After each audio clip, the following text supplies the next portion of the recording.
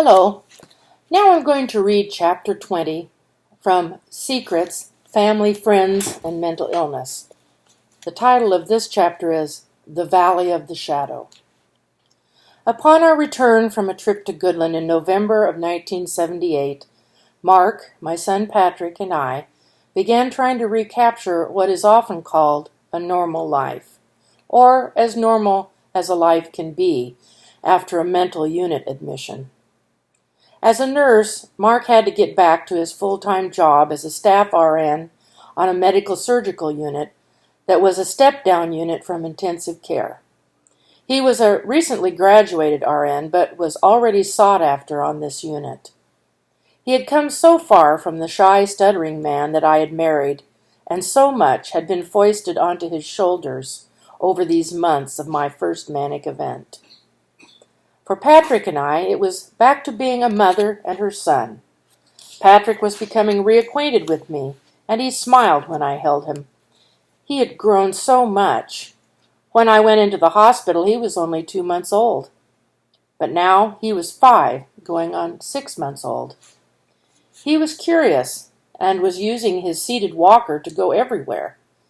There was a tray that surrounded him with 4 casters that allowed him to move around.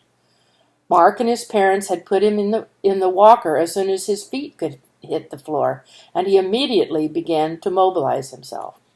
Now he would start running in one direction, plant his feet, grab the tray of the walker, and change the direction, and take off on that tangent.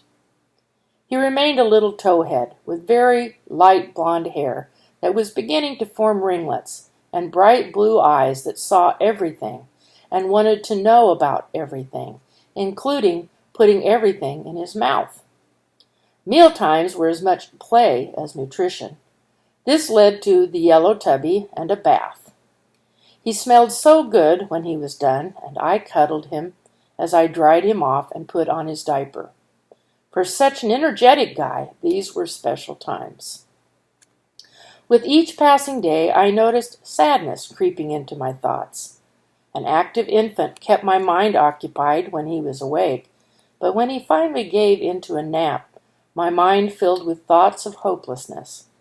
Each day, when I arose to fix breakfast and change Patrick, the same melancholy began imposing itself like a troublesome visitor that wouldn't leave. After 2 weeks of these intrusions, the hopelessness turned palpable and unrelenting.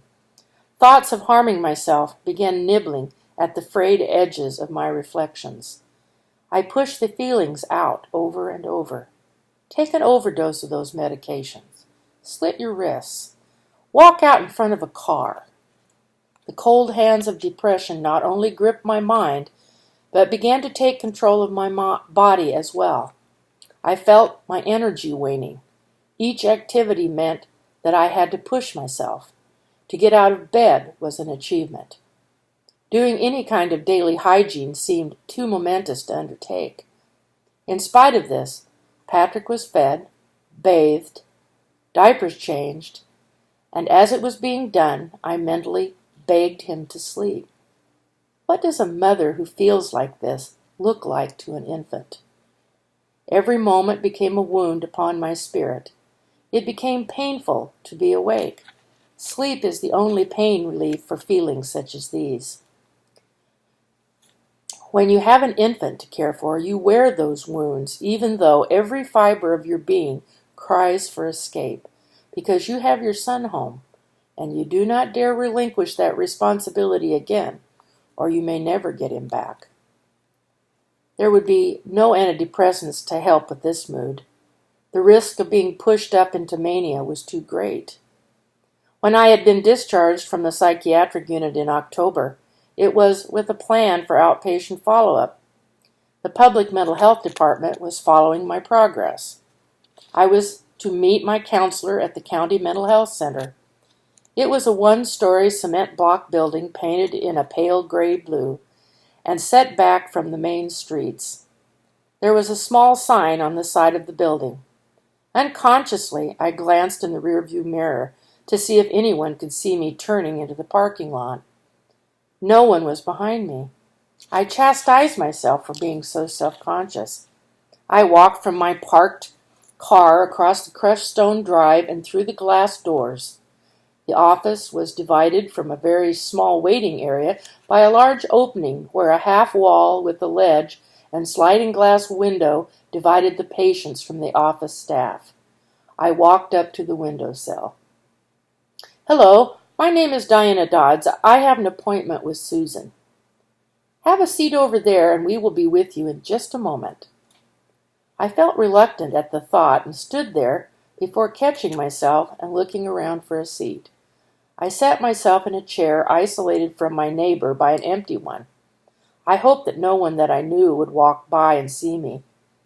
As a student nurse, I had spent time at a center similar to this, and I hoped no students would be in today. A sense of shame swept over me. I thought of Aunt Marie's experience with electrical shock treatment and my dad's family's reaction to it, and I finally understood why she had kept her secret. I glanced at the other people sitting in chairs, waiting for their appointments, and it felt as though there was a large M on my forehead. Society was not kind to the mentally ill because it was seen as a character flaw or a weakness. Even in nursing school, they blamed it on how you were raised. I noticed that no one in the room looked at anyone else, and I realized that there was an unspoken agreement among all of us sitting there to remain anonymous. "Diana, could you follow me?" a young, stocky woman said to me. I noticed immediately that she did not look at me, but in my general direction. I followed her down the short hallway to the office at the end. She walked stiffly and deliberately. "Have a seat. My name is Susan. I will be your counselor." As I sat myself down, I noticed that Susan's eyes moved around constantly and didn't focus on anything. It occurred to me that she was visually impaired. "How have you been doing since you got home from the hospital?" "Well, not so good," I said, searching for some way to explain what I had been feeling. "When you say not so good, could you give me some examples?" "I've been taking care of my son, but I'm having trouble getting everything done." "What kind of things have you been able to do?" "Not much. Just give me some examples, Diana." "Oh, you know, changing diapers, making up food and feeding my son, giving him a bath." "It sounds to me that you think you should be doing more," Susan stated. "Yes," I said, as tears began to form and my throat ached. "I think you're struggling. Are you feeling down?" "Yes," I said, as though the emotional dam might break at any moment. "Are you having suicidal thoughts?" There was a frightening moment when I realized that admitting to suicidal thoughts might mean losing my son, but I didn't want to lose this battle with life and death. "Yes, I have, but I won't do anything." "I'm glad to hear that. There is something I want you to do. I want you to write down everything you do all day and bring it with you the next time you come." "All right," I said, with nearly a question in my voice. I took a chance and waved my hand in front of her. No response. Susan was blind. How could she pick up on my emotional state so well without being able to see my demeanor? She was obviously skilled at picking up emotional state from voice alone. "Promise me that if you begin to feel like you might harm yourself, that you'll call the emergency number." "I will." "Good. It's hard right now, but we will work to make things better. I'm glad to meet you. I'll see you in 3 days. Please stop at the desk and make an appointment." She stood and showed me to her office door and closed it behind me. My hope for survival in this situation